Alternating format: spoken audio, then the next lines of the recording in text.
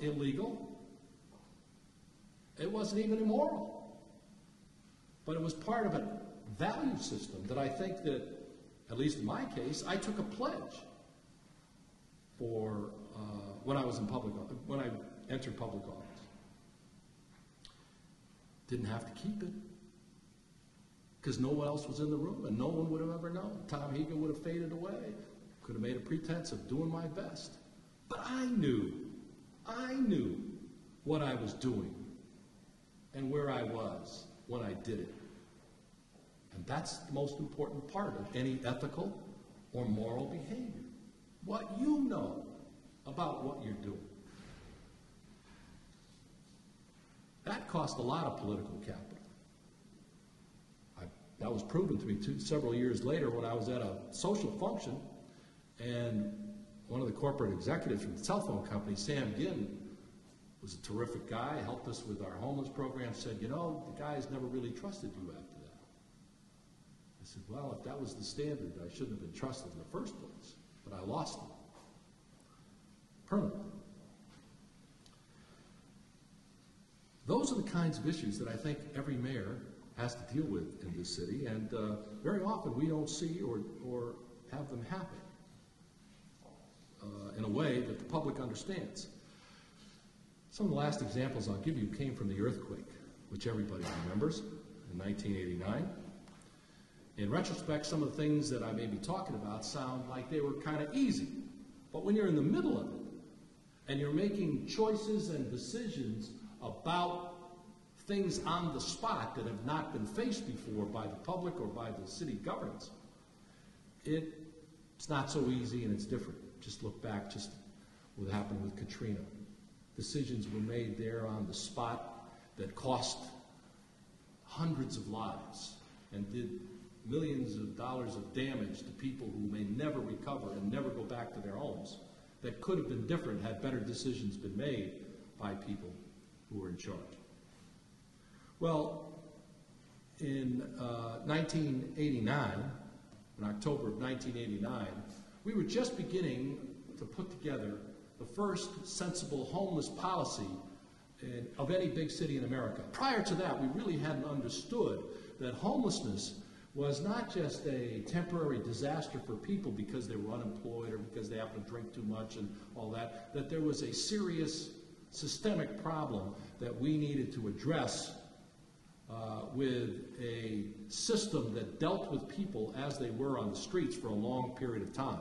And one of the first concepts that we developed was the notion that today is very popular, but it was the first time it was really discussed, which was supportive housing, to put people into a house where they had the kind of help that would keep them out of trouble on the street and go after them and bring them back into the house, just the way a family does when somebody is missing from the house.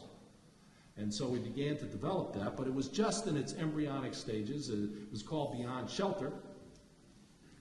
And along comes the earthquake and knocks everything down. It wasn't just the marina that had homes fall down. The homeless were made homeless again because many of the facilities that we were using in the South of Market were so badly damaged they couldn't be inhabited. So in addition to the usual number of people who were on the streets, that was compounded by a whole new group that had been housed temporarily and were being developed through this supportive housing notion, were back on the street. And they sort of gravitated to Civic Center. And for those of you who were around may remember in 1990, the earthquake was in October of '89. By January, we had some 400 or 500 people in Civic Center living there because they had no other place. In the marina, insurance companies quickly gave checks that allowed people to start the reconstruction, the rebuilding, and the rehabbing of their homes or to find alternatives. But there were no insurance checks for the homeless. So they were in Civic Center. And suddenly I began to hear, well, let's get them out of there. They were unattractive, and certainly the homeless are probably the most unattractive poor people in the history of our country. They have such deep-seated mental and social problems. They're not appealing.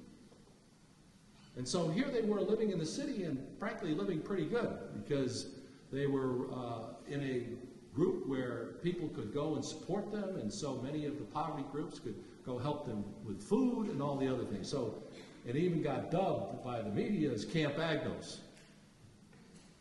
And so I started to hear calls to roust them, get the police to run them out of there. And when I asked where we should run them out of, to go where, no one had an answer.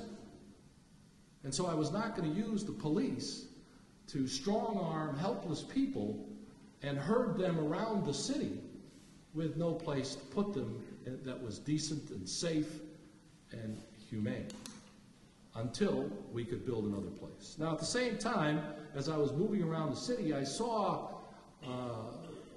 the Red Cross, which had raised somewhere around $60 to $70 million in the name of Loma Prieta. And yet, I couldn't see the money anywhere. It was just an instinctive thing as I traveled around. I saw coffee and donut stands and blankets in some of the early shelters. But where, I didn't see 60 or 70 million being spent. So I started asking the local Red Cross directors, where is this money that and I got stonewalled, and if there's anything I can recognize after a career in public services, when someone is giving you the stonewall, and the more I heard it, the more I asked, but my advisors were getting nervous. Well, don't take on the Red Cross. That's an American icon, Clara Barton, and all the rest of it. You're a politician. How are you going to take on the Red Cross? It's a national, international organization. They're not doing the right thing. I know they have money that we don't have that was given for our city. Well, to make a long story short, we went public and it made headlines and struck a nerve with the American public, not just San Francisco. And clearly, the Red Cross had been doing that. What they were doing, and their policy at the time, was to do the coffee, donuts, and blankets, which was a minimal amount, and take the rest back to their headquarters and put it in a bank for some pretty lavish salaries, some pretty spectacular facilities in their home offices and the rest. Well, the pressure was so great that they had to give the money back. And they gave us some $35 million, if my recollection is correct, which is all they could account for. And we called in all of the representatives of government from the Bay Area that had been affected by the earthquake and shared the money proportionally. My share, or our city's share, was $7 million, which we used to purchase 2 facilities for the homeless. One, they're still there. One's at 5th and Bryant, and the other's at Gary and, where is it? Polk, thank you. Polk. And it housed 500 people, the 2 facilities. But by then, it was June, and I was getting hammered for 6 months with these people who were all living. You can see the old clips. Living in Civic Center because I wouldn't roust them. But when we had those facilities purchased and built, we moved everybody out of them in June of the following year, in 1990, and the problem was solved. But the damage that was done to me politically by that decision was probably irreparable. And if it wasn't, the Embarcadero Freeway clinched the deal. Because we had a double-decker freeway. I don't know how many remember a double-decker freeway? Okay, this is a real San Francisco crowd. It's amazing how many people, there was a freeway there? Yeah, there was, and it was pretty hideous. And what the earthquake did was damage the freeway so we couldn't use it, but it looked pretty good. And the feds said, the Highway Administration, the traffic said, we can repair that for $35 million. And so I started to get enormous pressure from Chinatown, who felt that that was a vital link for their economic well-being to the restaurants and the other businesses there. North Beach and Broadway, where the other exit was, as well as the financial district, which liked the easy in and out of San Francisco on the freeway. At the same time, Mayor Feinstein, 2 years before, had put a ballot initiative